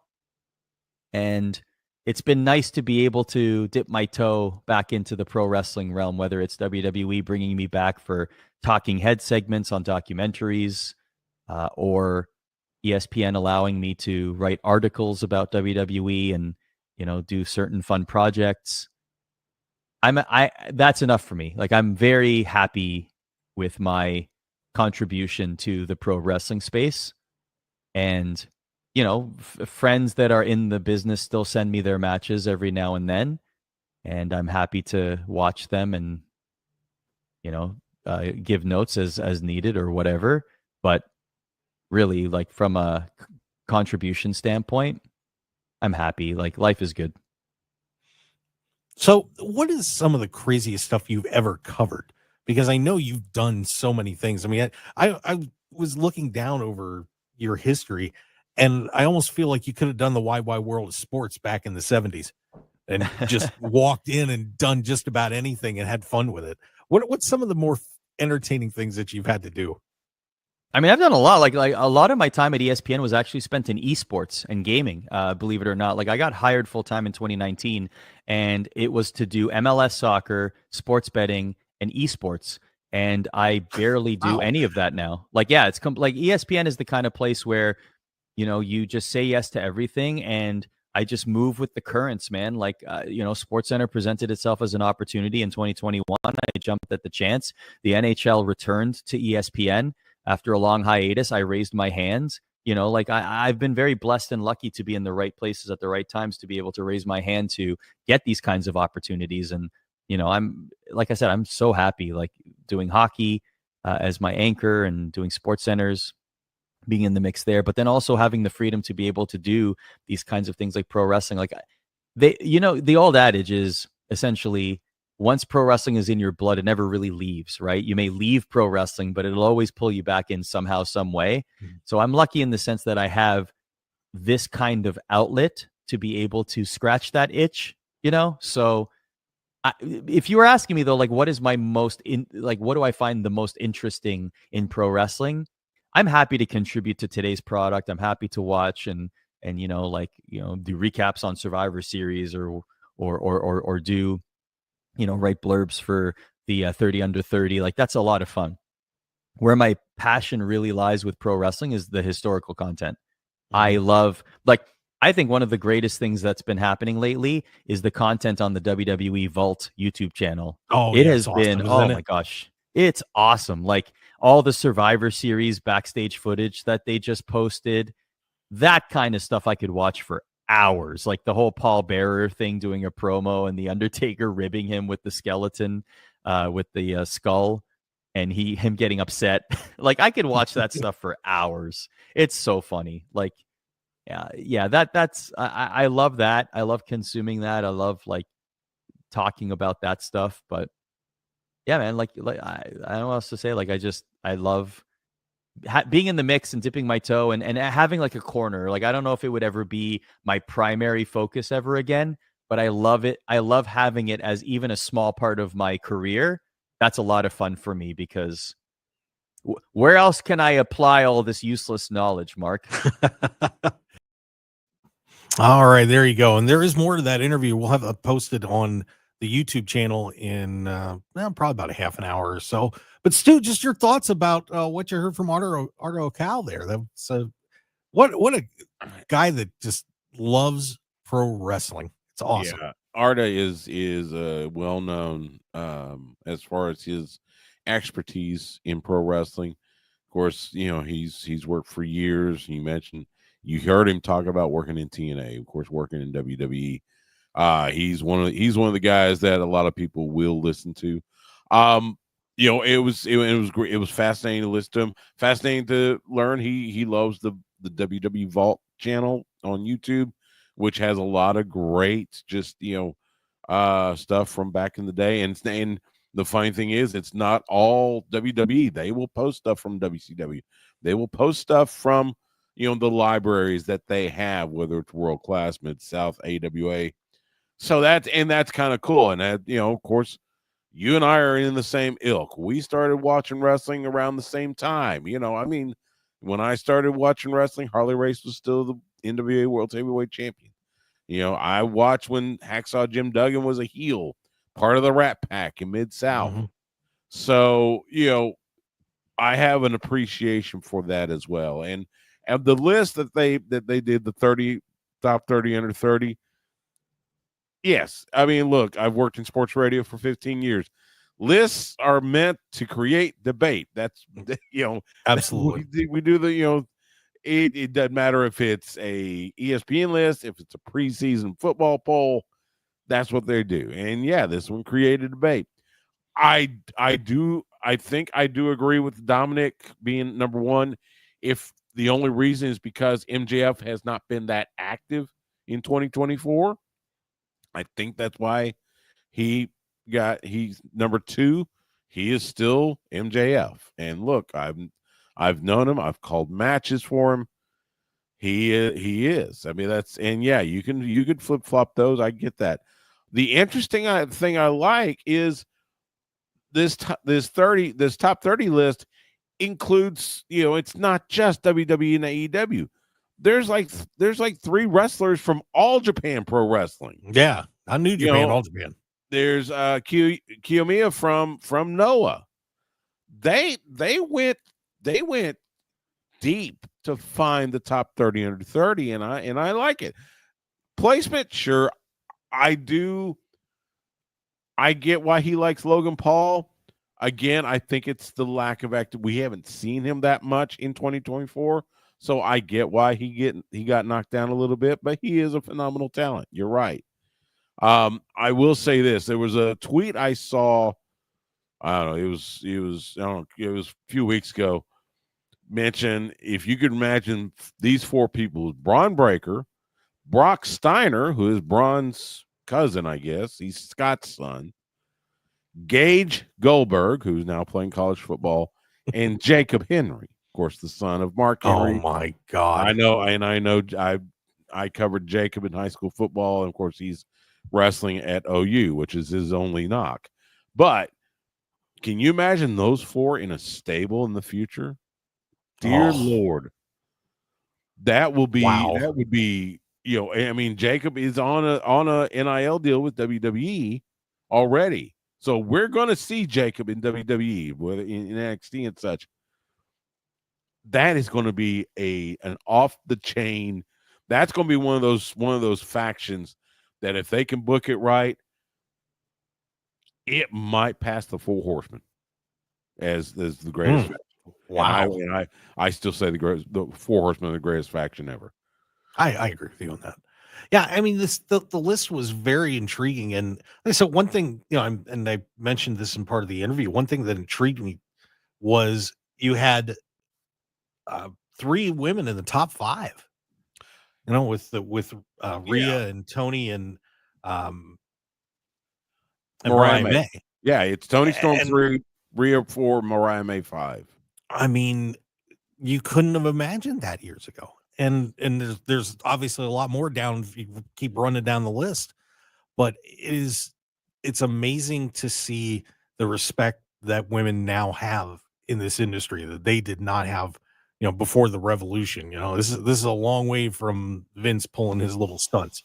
I mean, these are talented ladies who are being featured because they're damn good at what they do instead of other factors. They really are. It's kind of funny. So, you got those 3 in the top 5, and then you got to go to 14 to find Chris Statlander, and then Jordan Grace at 16. I feel like Jordan Grace could be boosted up a little bit. Yeah. And that's not just because she's a fellow Austinite. She's that damn good. And same thing with Chris Statlander. I think she could have been boosted up a little bit. Austin Theory at 15.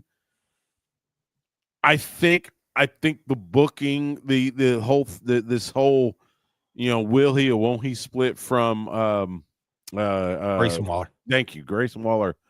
I think that has hurt that a little bit because it's been a little bit of confusing booking. But yes, he's a phenomenal talent. You look at, and then you go Tiffany Stratton at 18. That's one of those. It's like, okay, I like that spot because I think she's got a lot of potential. You go to, and then Roxanne Perez at 20. Was at 20, and that was one that I was like, man, that seems a little low. But I would have probably bumped her up into the top 20 again. And she is so young. We know her in Texas. She of course she cut her teeth with reality wrestling down the Houston area, and she worked a lot of the Texas Indies, and of course for not only the current NXT Women's Champion, former Ring of Honor Women's World Champion. She's another one of those. She's got a long way, and the sky's the limit as far as her potential. There is no ceiling to what she can do. So it's a great list, if for another reason to create the debate. And by the way, what Arda said, the tribalism is stupid. Just love wrestling. And yes, support your local independent wrestling. If you're here in Austin, Inspire After Death, Rhodes Wrestling Association, Baracho Pro, support them. Because I will tell you, just like I used to say with minor league baseball, because we have the Round Rock Express, the AAA affiliate for the Rangers. These folks that you see in these independent rings, you will see them on TV one day. Absolutely. And we've seen it at FSW. A lot of people, more and more, are. I mean, Solo Sikoa's main event and shows. You got Zoe Stark and LA Knight, and so many great ones have come out of here. And it's just getting to be more and more. I mean, Vegas is really becoming a nice hotbed for training independent wrestlers, and people are digging it. So get out and watch these shows because, man, there's some great talent. And somebody hired Danny Limelight, by the way. I'm just going to throw that out right now. Just hire Danny. What are you doing? All right, we're going to take our final break. We've got the TNA Turning Point. We got to talk about that a little bit before we get out of here, and a whole lot more. So stick around, everybody. The best in pro wrestling news and entertainment on the Mark Hoke Show. I'm Mark Hoke. Stu Myrick from Sports Guys Talking Wrestling at Stu Myrick, STEWMYRICK. Stick around, everybody. We'll be right back.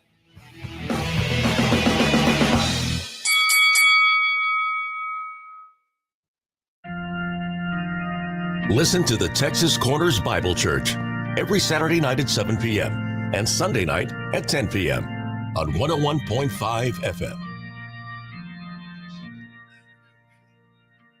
Whoa! Whoa, what just happened? You were in a car accident. You should call Sam and Crash. No way, I don't want any salmon. Well, then how about Ed Beardstein? The guy with the beard from the hockey game? You might as well call Knock Me. His name is Nacho. What are you talking about? You should call Get the Win. Get the Win? GetTheWin.com. Honey, bags are packed and in the trunk. Is the car good to drive to Mother's holiday dinner? Yes, dear. Car's good. We have Ox Car Care for their extended car service plan. Ox covers our repair bills if anything happens. We have no worries if any problems come up on our holiday travels. Ox Car Care has our back. I remember. Ox has flexible coverage plans that can protect issues with engine, transmission, brake systems, and so much more. Yep, we don't pay. Ox pays. Ox gets it fixed for us. Joe at the auto shop says Ox Car Care pays them directly, and there's no complicated paperwork. Ox is A+ rated, with already millions of dollars paid out in claims. Right. They handled our claim from start to finish, unlike those other companies. Good call. The last thing we need is an unexpected car repair bill this holiday. The only thing now is, which pie is Aunt Martha making? Drive with absolute peace of mind this holiday season. Call Ox Car Care for your free quote. 800-230-8357. Don't get stuck with a major car repair bill. Call Ox today. 800-230-8357. 800-230-8357 or oxcarcare.com. Local news can come at you fast. Want the latest on what's happening in your backyard? Download the free Odyssey app. Follow your local news station, and you'll get alerts on the top stories making headlines in your city. You can stay in the know, no matter what you're up to, and be among the first to find out when news breaks. Plus, keep tabs on weather and traffic, so you're never caught off guard. To get started, download the Odyssey app. That's AUDACY, and follow your local news station. David is a real Prevagen user, and this is his story. Nice to meet you. My name is David. I've been a pharmacist for 44 years. When I have customers come in and ask for something for memory, I recommend Prevagen. Number one, because it's safe and effective, does not require a prescription, and I've been taking it quite a while myself, and I know it works. When I first started taking Prevagen, I noticed I could think more clearly. Memory was so much better. I wouldn't recommend something like Prevagen if I didn't think it was worth it because it worked so good for me.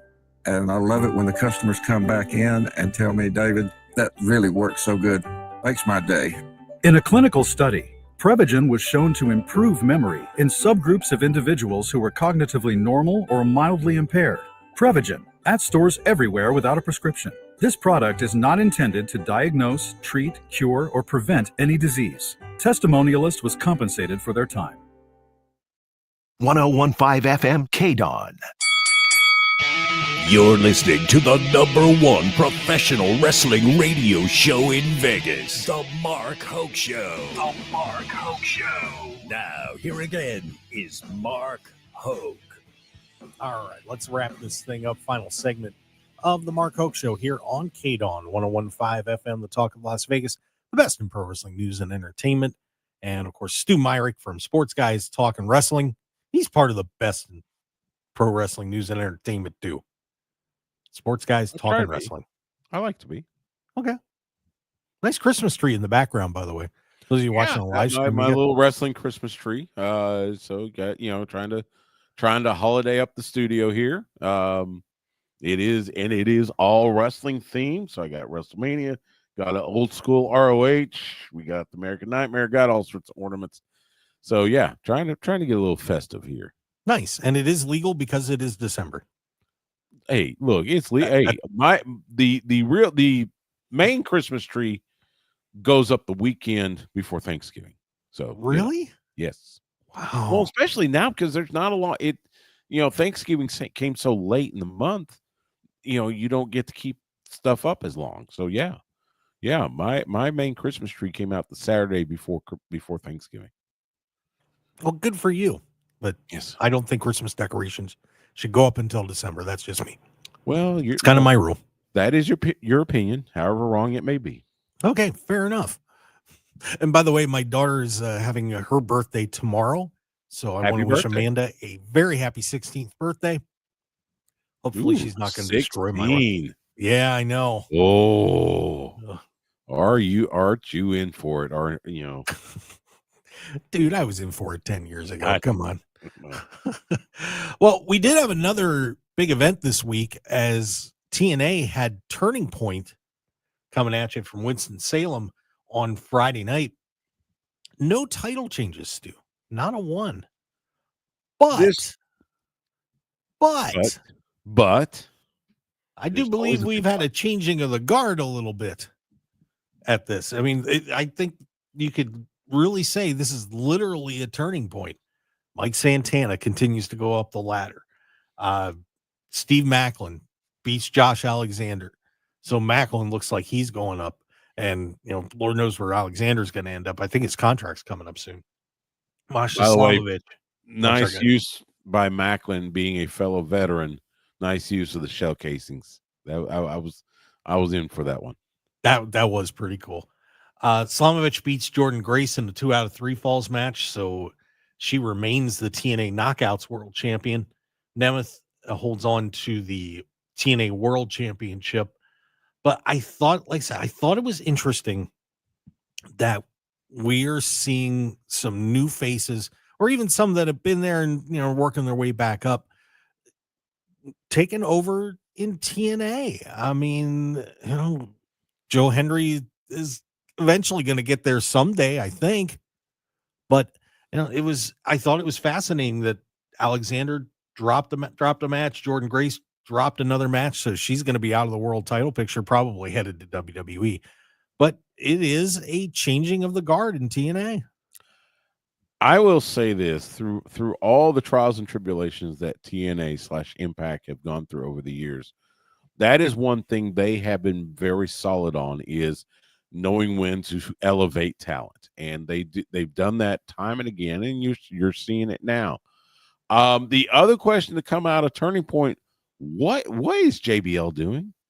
He's showing up everywhere and just clotheslining everybody. Yes, he shows up, hits clothesline, and leaves. He does it TNA. He does it in GCW. Does it, your favorite indie, he'll show up. So Inspire After Death, we got a show December 8th at Empire Control Room and Garage in downtown Austin.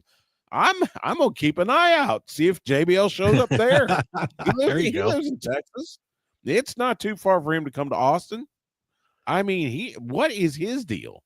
And this is like the second time he's helped Nick Nemeth retain the title. So that's a big question coming in. But yeah, TNA has done such a phenomenal job of elevating talent. And man, they have been on just a roll the last several years, especially coming out of the pandemic. I say it time and again, TNA is somewhere that you need to keep an eye on, because you're going to see some fantastic talent. And yeah, you mentioned Jordan Grace. It's looking like she will probably sign with WWE when her contract ends, which I think that'd be a big gain for WWE. And yeah, let's see what happens in the realm of total nonstop action. Yeah, it is fascinating what they've been doing, just selling out some decent sized buildings. I mean, they're not selling out big time arenas or anything like that, but the buildings they're going into, they're packed. Well, and they have really generated some great interest with a lot of good talent. And I think Nick Nemeth can probably say he's a part of that, because people love the guy, and I think just one of the most underestimated talents of all time. What you just said about TNA, they're packing in these smaller venues. That's, so if you believe the rumor innuendo, the talk around the campfire, AEW may start downsizing a little bit. They've already announced Grand Slam in Australia. It's going to be in a smaller arena. TNA does it. They understand their place.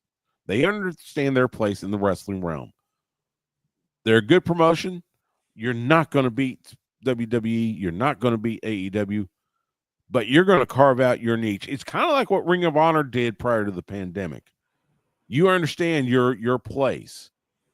And I think that was what made Ring of Honor so special, in the late 2010s, was they understood who they were, and they went with that, and that's why they gained the following that they did. Yeah, I'm going to be curious to see where TNA is in a couple of years, because this progression is starting to catch a lot of people's attention, and it has been impressive. So, but nice card for TNA. Way to go, guys. And we'll see more of them down the road. It's going to be a heck of a run for total nonstop action. And we're having a heck of a run, Stu. It's going to come to an end today, though, because we're getting ready to wrap this thing up, man. So tell everybody a little bit about your show if they want to tune in. Sports Guys Talking Wrestling podcast drops midweek. Always have great guests. I'll be bringing Mark on pretty soon, but I get great guest co-hosts like Mike Severvivi and Rich Lucchino and several others. Check it out wherever you get your podcast, and then follow me on all social media at Myrick. All right, and of course we put our podcast up too on markhokeshow.podbean.com, or you can just go to markhokeshow.com and link to it. 198 shows plus some great other interviews and things like that up on the site. Of course, we thank you for subscribing to us on YouTube at The Mark Hoke Show. Like us on Facebook at The Mark Hoke Show, and on X at Mark Hoke Show. As we will see you next week here on KDAWN 101.5 FM, The Talk of Las Vegas. And don't forget, Thursday night, it's the Mark Hoke Show late night. Coming back again. We'll see you then at 8 p.m. Pacific time. Thanks to Stu Myrick, Arda Ocal, and Coach Rosey. We'll catch you next week, everybody. Want more of The Mark Hoke Show? Follow us on Twitter at Mark Hoke Show. Like us on Facebook at The Mark Hoke Show, and visit markhokeshow.com to keep up with everything happening with the show. And remember to check out all of our archive shows on YouTube at The Mark Hoke Show, and download our podcasts at markhokeshow.podbean.com and all your favorite podcast outlets. So join the Mark Hoke Show family today, and thanks for listening.